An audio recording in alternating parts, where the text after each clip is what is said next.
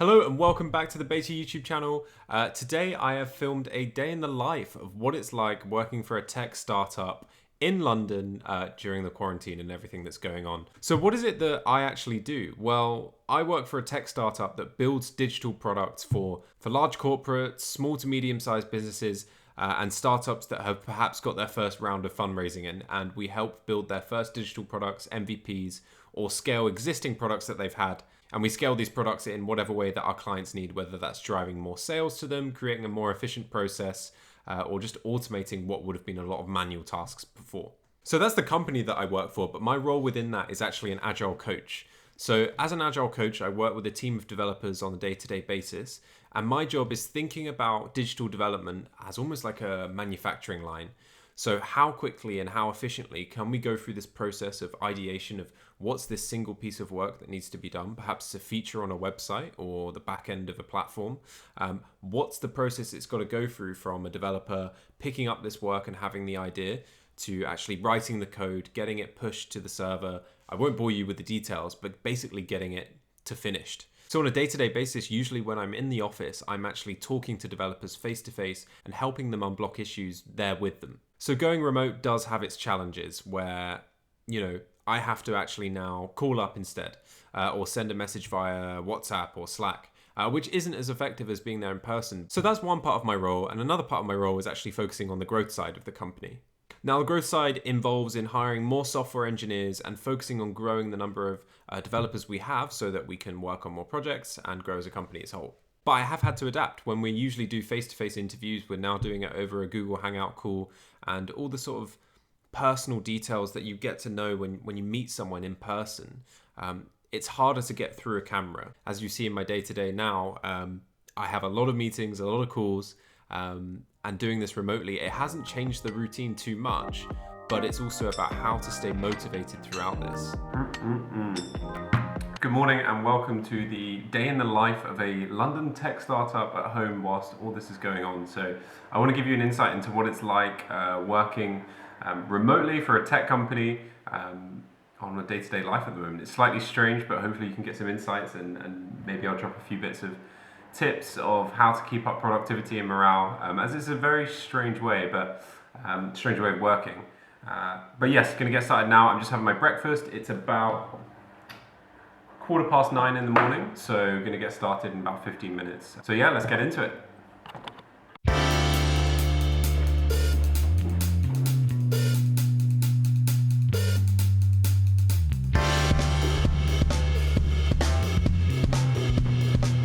So here's pretty much where I'm working on a daily basis, working on this desk. I have a separate monitor set up so I can plug that in. But yeah, so this is where all the work is going to go down for the rest of the day.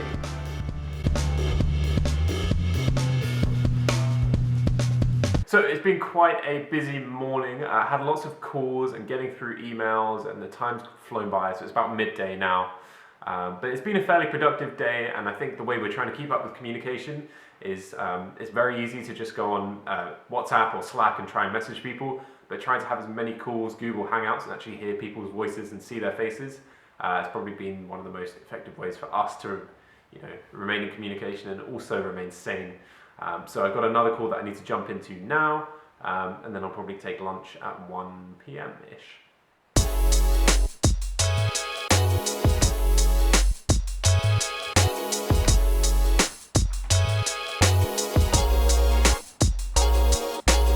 I think one thing that's super crucial to my success of working at home is chaining cups of tea.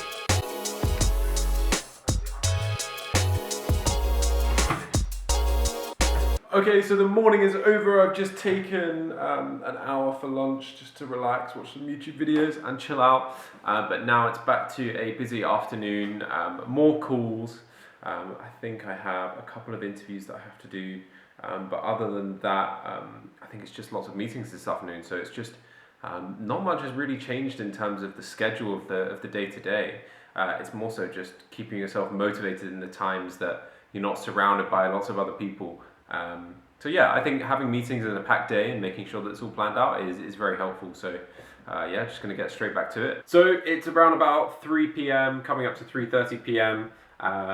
Probably got 3 or 4 more hours left of work. I've got a few more meetings. I have couple of back-to-back calls now, focusing on lead gen and marketing, and then potentially a candidate that's coming through our process that we'd be looking to hire. So I'll have a call with him, and then probably a few more to-dos. I have to write an article as well, talking about one of our projects as a sort of case study, but that's looking like it for the rest of the day. So now it's just about cracking on for the rest of the afternoon and being able to relax afterwards.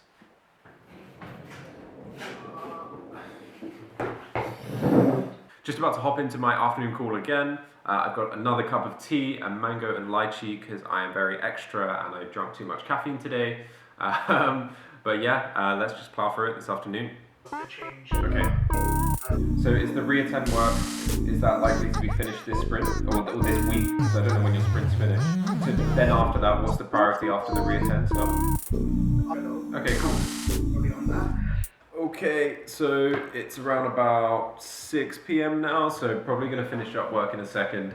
I'm just finishing up writing a case study for one of our clients, but overall it's been a pretty productive day. Still strange to be by myself in the flat, in the apartment, but probably the best things about it are those calls and the meetings that you have remotely with people that you usually see every day, and it makes you feel a bit more human and a little less insane, stuck in isolation. But that's more or less the end of the day. I'm just going to try and finish up, do a little bit of work here on this case study, and then that's it. I'm going to then chill out and probably do a home workout later on. Okay, so that is the day finished, day in the life of a startup in isolation, or whatever I'm going to call this.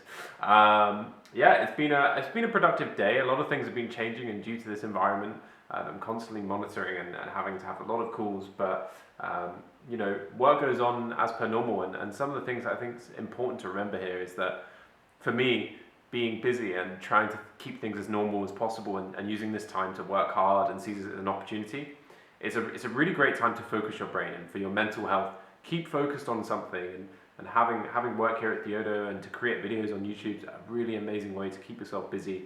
Home workouts too, so yeah, just keep yourself busy, keep your mind occupied.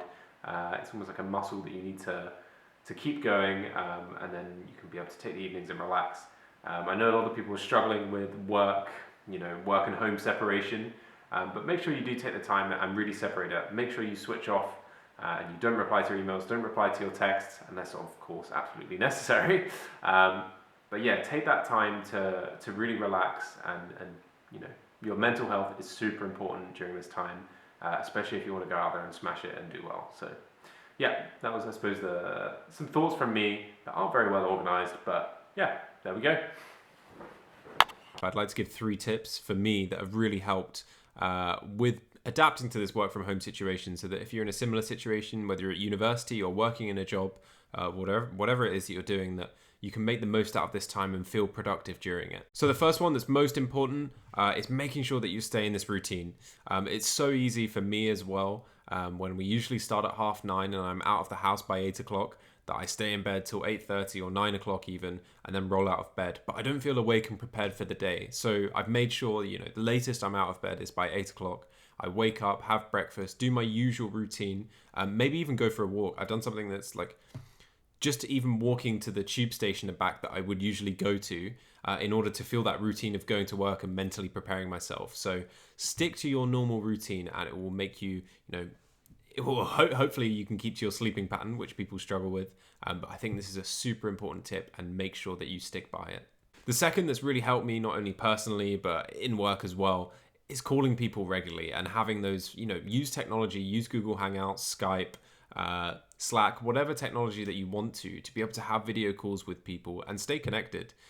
At my company, we created a spreadsheet so that we randomly matched to someone that you might not speak to very often, to just have a 10-15 minute catch up, and it makes it feel human again, and that actually your work isn't just you sitting at a desk by yourself all day going crazy. And the last thing for productivity is always focus on one thing at a time.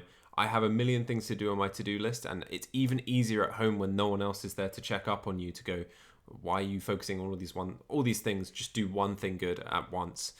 So really just focus on one thing at a time until it's done. Set yourself specific time limits. So if it's a certain task that you've said that usually takes me half an hour, stick to that half an hour. And if you don't finish it, schedule another time. but otherwise your brain goes into context switching, and throughout the day your motivation will just decrease because you can't focus on finishing a task, and it's really hard to start a new one because you only have limited willpower. Hope you're all staying safe, and I will see you in the next one.